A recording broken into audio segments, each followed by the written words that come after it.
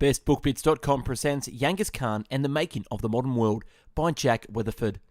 The name Genghis Khan often conjures the image of a relentless, bloodthirsty barbarian on horseback, leading a ruthless band of nomadic warriors in the looting of the civilized world. But the surprising truth is that Genghis Khan was a visionary leader whose conquest joined backward Europe with the flourishing cultures of Asia to trigger a global awakening, an unprecedented explosion of technologies, trade and ideas.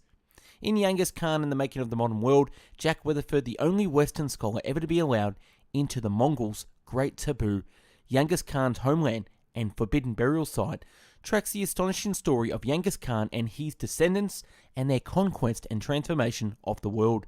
The written and audio summary can be found on our website, bestbookbits.com.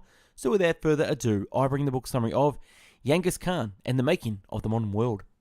Beginnings. Genghis Khan was born in 1162, unified all tribes on steppe and founded the Mongol nation in 1206. His life and character was shaped by a rugged landscape on the Mongolian steppe. Genghis Khan was self-made, grew up in a world of violence, murder, kidnapping, enslavement, encountered no more than a few hundred people on the Mongolian steppe in his childhood, received no formal education. He showed remarkable instinct for survival and self-preservation. Military genius. Brilliant use of speed and surprise on the battlefield. Perfected siege warfare, negating benefits of walled cities. Goal of every invasion was to frighten the enemy into surrendering before the battle began.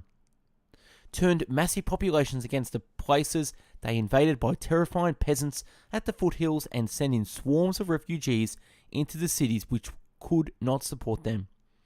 Travelling lightly and quickly, travelled without a supply train, waited until cold months so horses could graze for better hunting, or siege engines and equipment.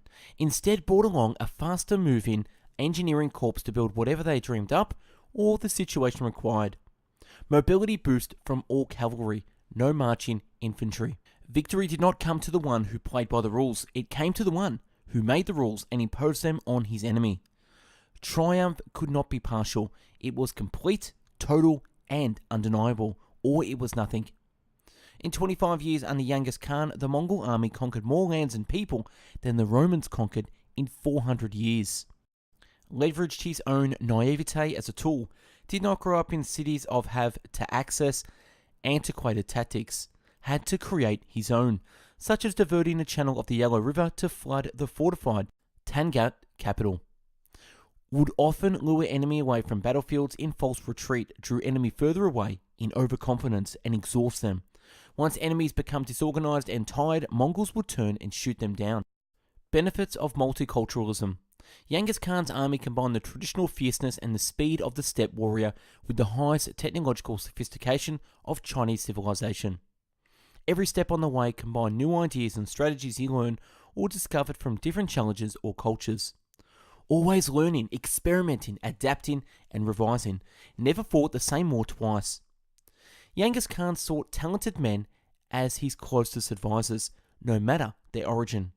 Whether in their policy of religious tolerance, devising a universal alphabet, maintaining relay stations, playing games, or printing almanacs, money, or astronomy charts, the rulers of the Mongol Empire displayed a persistent universalism. Because they had no other system of their own to impose upon their subjects, they were willing to adopt and combine systems from everywhere. Without deep cultural preferences in those areas, the Mongols implemented pragmatics rather than ideological solutions. Arbitrary authority. Distrust of arbitrary authority, championed individual merit, loyalty, achievement, and smashed feudal system of aristocratic privilege and birth. Killed all aristocratic leaders, rich and powerful in each conquered land, to decapitate social system of enemy and eliminate future resistance. Loyalty. Inspired deep loyalty in his people by taking conquered people into his tribe, sans aristocrats, as equal members in good standing who could share fairly in the future prosperity. This helped unite his future empire. Second order thinking. When looting, ordered a soldier's share for each widow and orphan of anyone killed in the raid. Main benefit was to avoid temptation to rush looting without complete victory. Also inspired soldiers who knew he would take care of their families. In 6 decades, none of his generals deserted him. He also never harmed or punished a single one of them. unrivaled fidelity among all kings throughout history.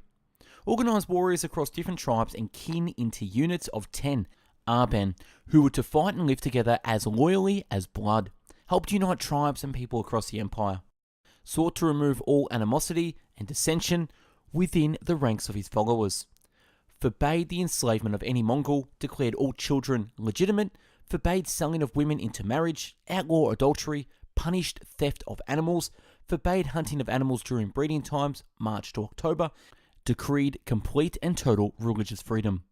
Legacy: first to connect China and Europe with diplomatic and commercial contracts, opened the world to new commerce in goods, ideas, knowledge, unrivaled carriers of culture.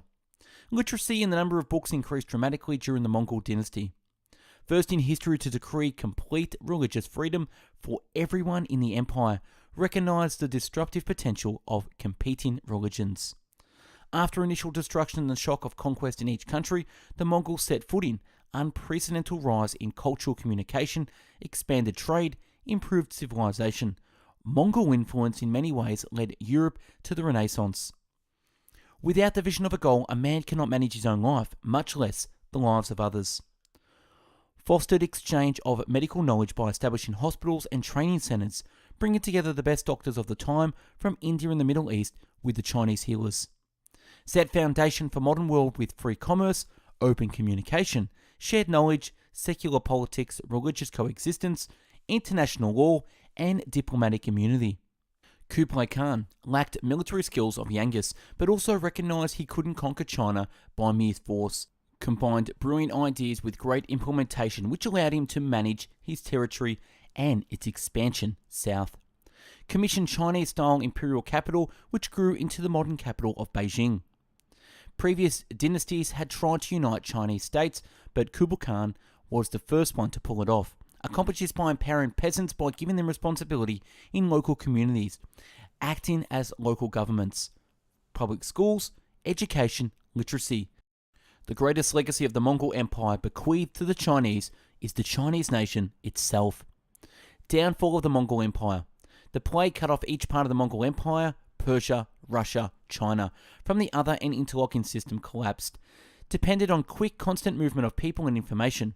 During the plague, various parts of the empire were either decimated or isolated themselves for survival. 1492, more than a century after the last Khan ruled over China, Christopher Columbus set off to retrieve lost contact with the Mongol court, reached the United States thinking it must be southern neighbors of the Mongols in India, hence naming Indians. And that's a wrap on the book summary of Genghis Khan. Check out our YouTube channel with over 450 book summaries uploaded previously.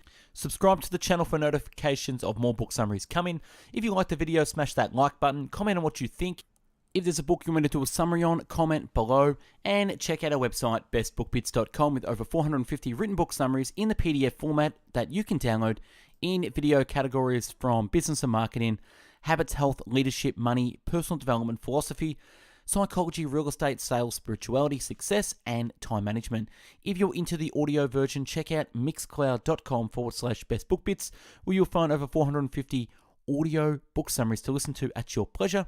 And last, follow us on Instagram for daily motivational quotes and book summaries. Thanks for watching and listening. Hope you got something from this. Go out there, have yourself an amazing day. Take care. Bye-bye now.